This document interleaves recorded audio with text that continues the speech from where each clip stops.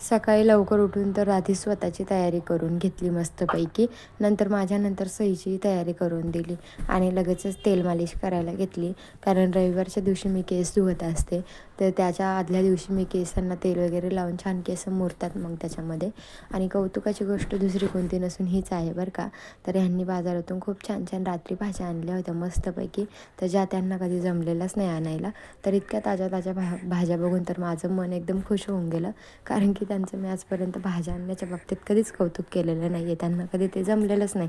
आणि ते स्वतःच्याच पाठीवर थाप मारून घेत होते की चला बायकोने पहिल्यांदा तर तारीफ केली आपली, मन तर नाही दुखलं ना तिचं. तर मग हे बघून आम्हाला खूप हसू येत होतं बरं का.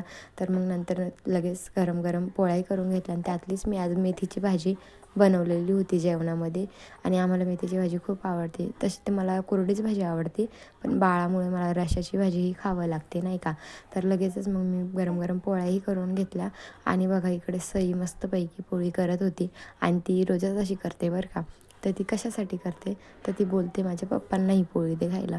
तर वेळेवर तिचे पप्पा काय नसता बरं का, कारण ते सकाळी जातात ते संध्याकाळीच घरी येतात आणि त्यांना ही शिळीच पोळी खावं लागते. पण ते खाऊन घेत असतात. लेकीने एवढी प्रेमाने केली तर ते ठेवून नाही देत, खाऊनच घेत असतात. याच्यातच लेकीचं आणि बापाचं प्रेम कळून येतं आपल्याला. नंतर लगेच मग जेवण करायला घेतलं, जेवण वाढून वगैरे घेतलं आणि मस्तपैकी जेवण वगैरे करून घेतलं. तर विहान मस्तपैकी झोपलेला होता बरं का. आज त्यांनी मला सगळं काम आवरून दिलेलं आणि मस्तपैकी झोपलेला होता. त्यानंतर सगळे जेवणाची भांडे वगैरे सगळे साफ करून घेतले मी आणि नंतर लगेच किचनही पुसून घेतलं. आणि आजच्यासाठी इतकंच होतं बरं का. बस बाय.